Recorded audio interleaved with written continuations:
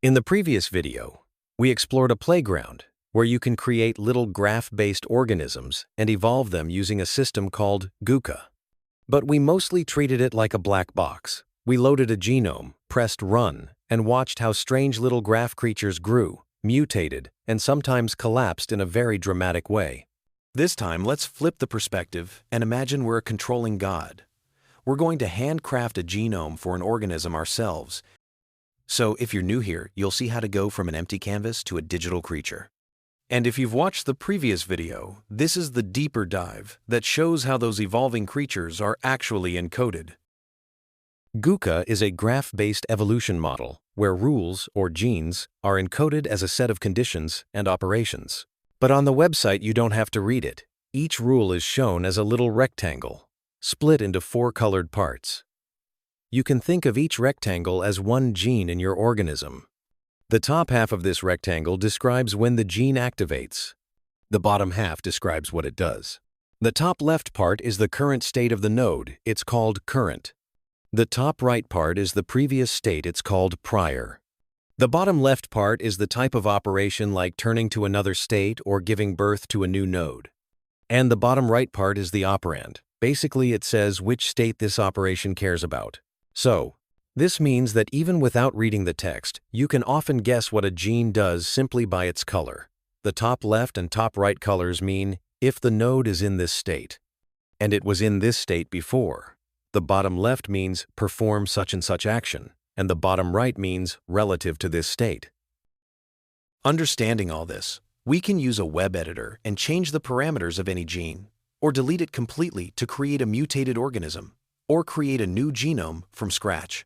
In the code and in the web editor, conditions can also include extra filters. For example, how many neighbors a node has, a connection parameter, or how many parents it has.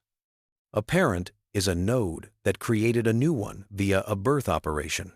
These conditions let you say things like, only apply this rule to nodes that already have at least 2 connections, or only apply this to nodes that don't have too many parents yet. All these simple conditions allow us to build quite complex behavior chains. And by copying one gene a few times and slightly changing the operand or the operation, you can already start to build shapes. Now let's create an example. A simple hexagon. The first node is usually in the state A by default. So first we'll create a chain of 6 nodes. This will be a structure of our hexagon. We can do this with just one rule. If node A's previous state is unknown, this means it's a newborn node with 0 iterations, and its number of parents is less than or equal to 4. Then let it give birth to a new node in state A. This rule will be applied in turn to each new node up to the 5th one, so in total we will get 6 nodes. Now we need to close the chain. The last node has to connect with the first. To do this, we will make the very first node different from the others by setting this gene. If node A's previous state is A and it has 0 parents, it will turn to state B. Great! This makes the first node unique enough to connect to it and not to others. So let's make the connection for the last node with the final rule. If node A's previous state is A and the number of its connections is less than or equals 1, then it will try to connect with a node in state B. And just like that, we created a hexagon. Now you've seen the entire process of creating a genome using web tools. But if you're more comfortable working with code, you can do the same thing in a YAML file. A detailed guide on that is available at the link in the description. Okay, but what if we want to tackle a problem closer to how a real organism works? Then we'll turn to the search depth parameters. This is similar to how real cells work. They receive signals only from their close neighbors, not from the entire organism. For this, we have the max depth condition. It will define how many neighbors a node will see when it tries to connect to someone. We can configure this parameter in the machine settings section or in our code file. What will happen if we'd want to create a hexagon with max depth equals 2? With this limitation, the last node will only be able to see neighbors up to distance 2, but the first node is at distance 5, so the algorithm will never find it. But here is one of the possible solutions to this. let's figure out the process of what we're going to do before adding genes.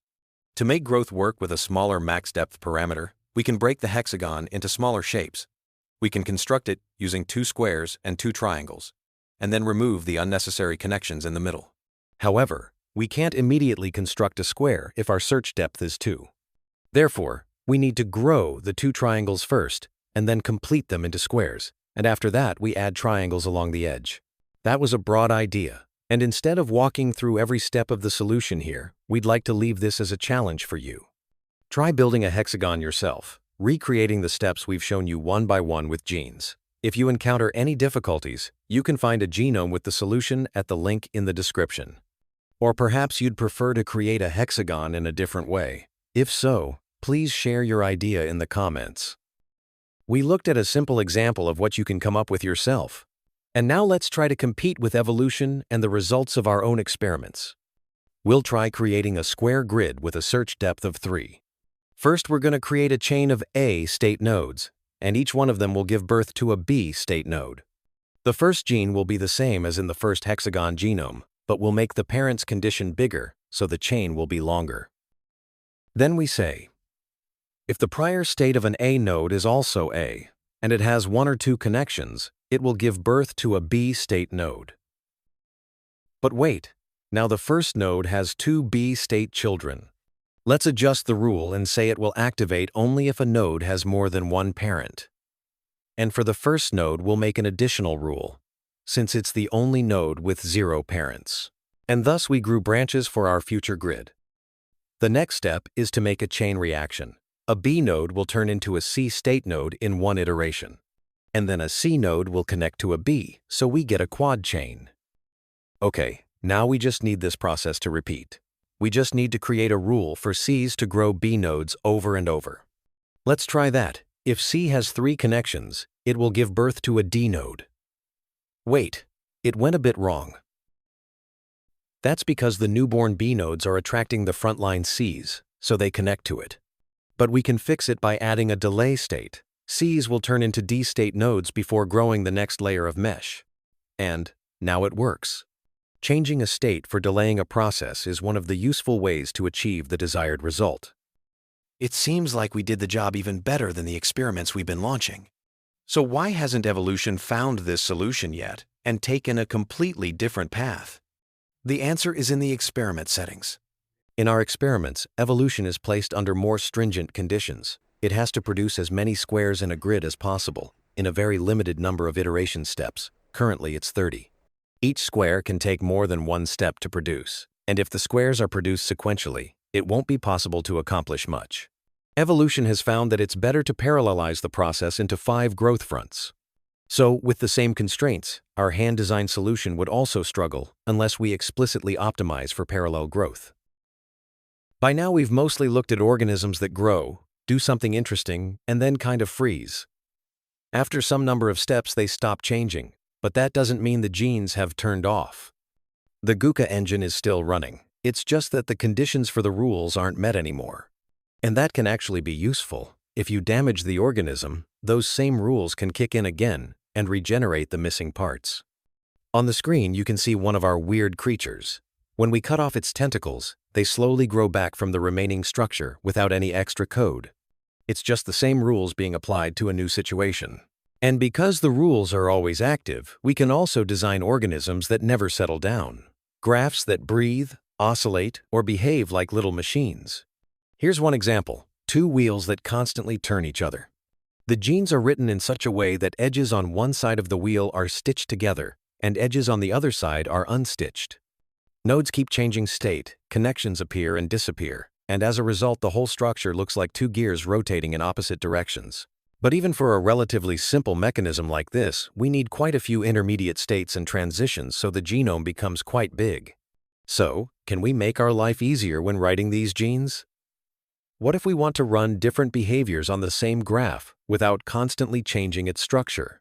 It turns out there is a small extension to GUCA's rule system that lets us do exactly that. Up to this point, we've used a very simple condition, just the number of neighbors a node has. Now we'll extend it a bit. We'll say, this rule applies when a node has 3 neighbors in a specific state. Or we ignore the state and count all neighbors like before. With this small change, we can run something like a cellular automaton directly on a fixed graph, without growing or deleting any nodes at all. A famous example of a cellular automaton is Conway's game of life. Each cell is either dead or alive, and on every step it looks at how many live neighbors it has.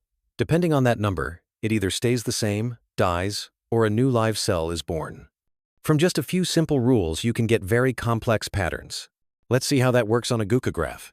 Imagine we already have a 10 × 10 rectangular grid of nodes.